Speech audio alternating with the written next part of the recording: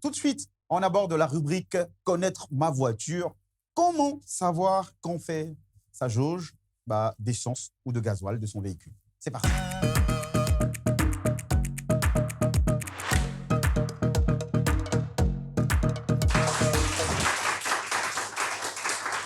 De retour dans votre émission préférée, Professeur Auto-École. J'espère qu'à la maison, vous apprenez des choses. Prenez note, c'est important. Surtout si vous êtes à l'auto-école en ce moment, ça peut vous aider pour le passage de l'examen du permis de conduire.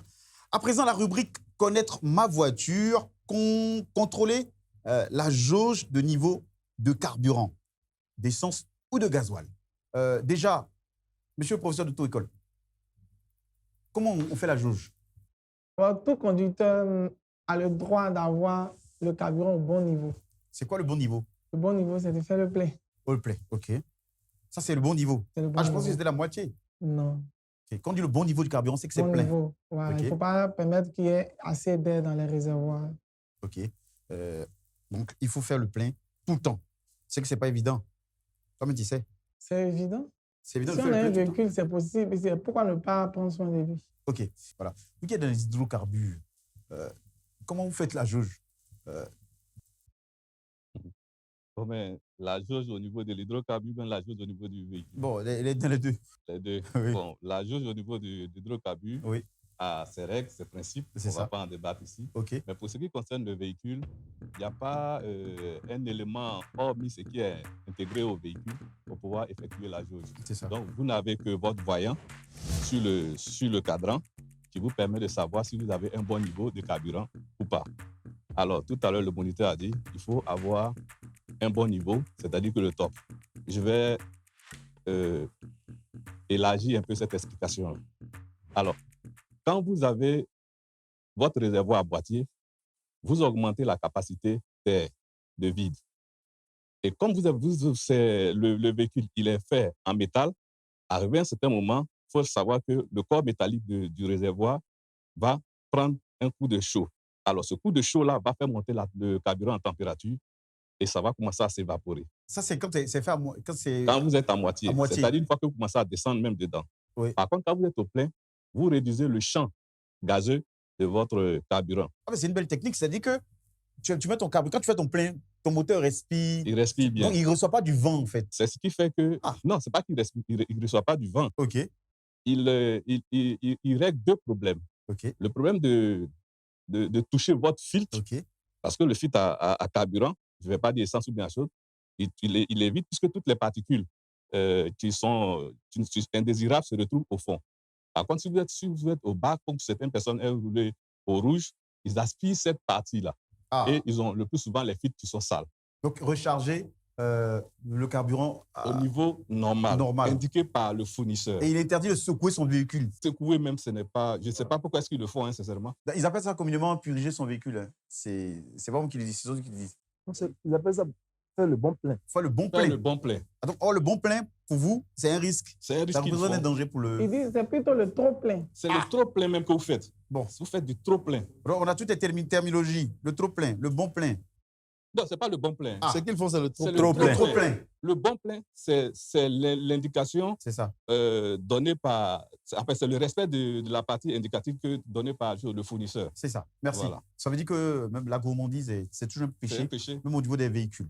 Allez, merci pour la rubrique « Connaître ma voiture ». Tout de suite, la rubrique « À ne pas faire ». Et aujourd'hui, on parle de boire et prendre le volant.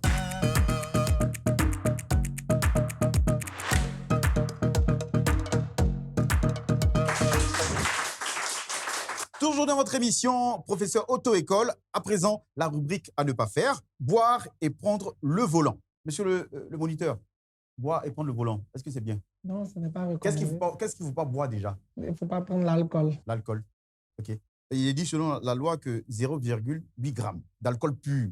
C'est quoi l'alcool pur? On ne va pas parler d'alcool pur, mais ce que la loi dit plutôt, c'est qu'il y a les normes. Par exemple, à partir de 0,5 g par litre de sang, lorsque on détecte cela par la prise de sang, par exemple, vous êtes en infraction. Et 0,8 g par litre de sang, c'est un délit. Vous allez directement en prison. Monsieur de la sécurité routière, l'alcool au volant. On dit que ce n'est pas bon. Les gens sont dedans. Il y a quoi? Ça fait partie des facteurs primordiaux des accidents que nous voyons tout le long dans les villes comme tout le long des routes. Parce que lorsque tu bois et que le taux d'alcool dans 1 litre de sang dépasse déjà les 0,8 ou même atteint 0,8, vous vous exposez, vous vous mettez en danger et vous mettez la vie des autres en danger. Donc, c'est un élément dangereux de boire et prendre le volant. OK. Alors, monsieur le chauffeur de taxi, vous, les taximans, chauffeurs de Woro, jaune, on vous indexe. On dit que vous prenez des substances pour conduire. C'est vérifié? Personnellement, je ne bois pas. Mais ce que je vois souvent, c'est mes collègues. Ils disent quoi? Qu'est-ce que ça fait l'alcool dans leur corps, dans la conduite?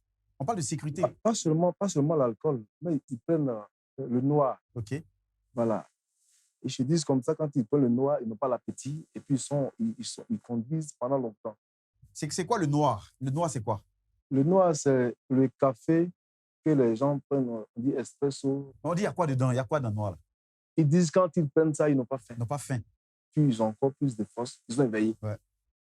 Monsieur Boma, est-ce que vous avez déjà bu une fois au moins dans votre existence et vous avez pris le volant? Est-ce que l'expérience a été positive?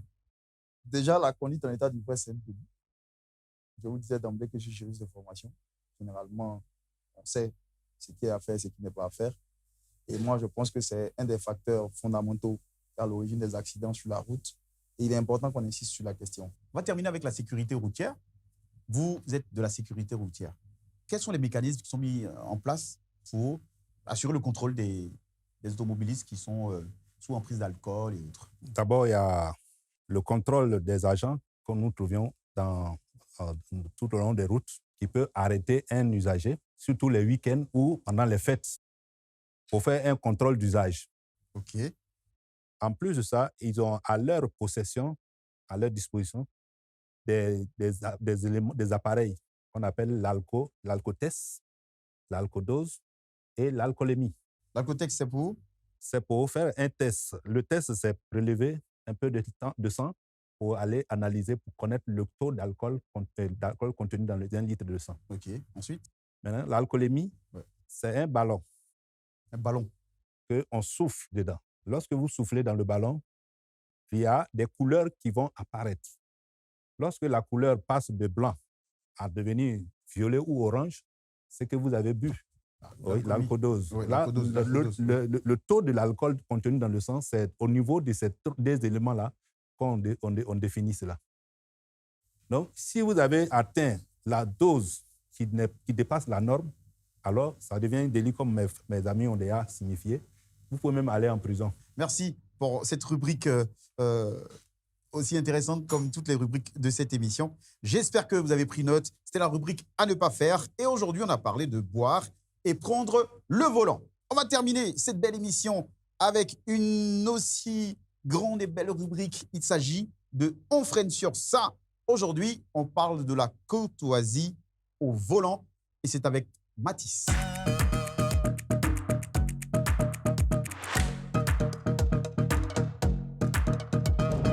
La vie est dure dans tes jours-là, hein? Cher, on fait avec.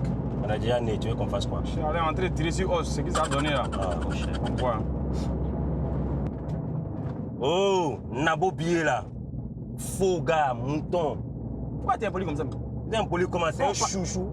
Eh, Mathis, quand on parle Moi, j'aime pas les moraux qui ont les esprits dérangés, malfrats là. Mais t'as quel problème? Quand on parle de la... Non, écoute-moi, quand on parle de la courtoisie, toi, ça te concerne. Regarde la courtoisie. Toi, faut attendre, il est passé. Sois poli au volant. C'est important. Faut respecter l'homme. C'est toi qui vas apprendre à être poli au volant. Oui, mais c'est la vérité. C'est pas être au volant que tu dis. Tu vas à ton école à toi. Même à l'auto-école, ça s'apprend. Politesse, ça s'apprend là-bas. Peut-être ça s'apprend où? À l'auto-école, on te dit... Donc, je suis en train de conduire. Quelqu'un fait une fausse manœuvre qui me dérange. Ça peut être une erreur. Tout le monde fait des erreurs ici. Si on veut compter, toi, tes erreurs, ça remplit la bibliothèque. Moi, je suis trop impoli au volant. T'es impoli au volant, c'est pas normal. Faut respecter l'homme. Faut respecter l'autre conducteur. Il faut le respecter aussi.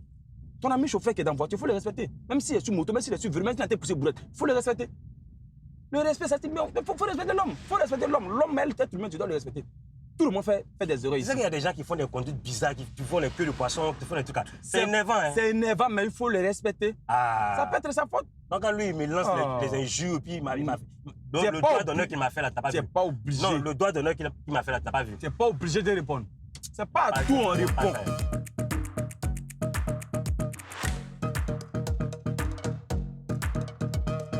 De retour après cette belle capsule de Matisse, il parle de courtoisie au volant. Monsieur le professeur, est-ce que vous êtes courtois vous-même au volant? Sincèrement. Vrai dit, la conduite est une activité, par définition, est une activité sensorielle et motrice. Ça demande l'activation de tous les sens. Mais on peut déterminer votre caractère par votre manière de conduire. Si vous êtes un conducteur calme, un conducteur courtois, un conducteur nerveux, on peut déterminer votre conduite. OK. Donc, oui. pour terminer, Oui. on va dire que la courtoisie au volant fait partie du civisme. Être bien éduqué. Voilà. C'est ça. Monsieur des hydrocarbures, est-ce que vous aviez déjà insulté quelqu'un au volant? Je n'insulte pas, mais je me plains surtout des personnes qui klaxonnent. Mais si tu ne bouges pas, elles vont klaxonner. Le klaxon n'est même pas un élément indispensable dans une conduite. Si vous voyez quelqu'un qui ne bouge pas, l'idéal, c'est de lui faire des appels de phare. Ça, c'est beaucoup plus discret et ça n'embrouille pas le conducteur en face de vous. C'est tout pour votre émission, professeur Auto-École. Ça a été un énorme plaisir. On a partagé beaucoup d'expériences, beaucoup d'analyses de la part de nos invités et du public aussi à qui je demande de s'applaudir très, très, très fort. Merci pour vos avis et pour votre participation à cette émission. On a eu le plaisir de recevoir dans cette émission Ismaël Bomba, technicien d'exploitation commerciale. Merci pour les analyses. Guaméné Auguste Trésor, moniteur d'auto-école. Bonne suite de continuation et bonne formation à tous nos futurs détenteurs de permis de conduire.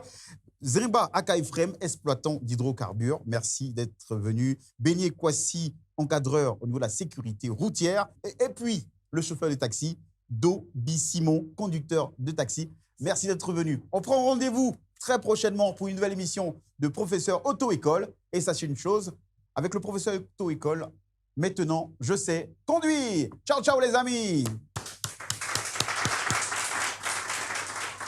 Je suis Ismaël Patrick Bomba, technicien d'exploitation commerciale.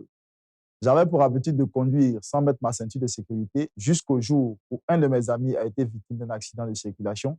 Il a fallu donc sa ceinture de sécurité pour lui sauver la vie. Sachons-nous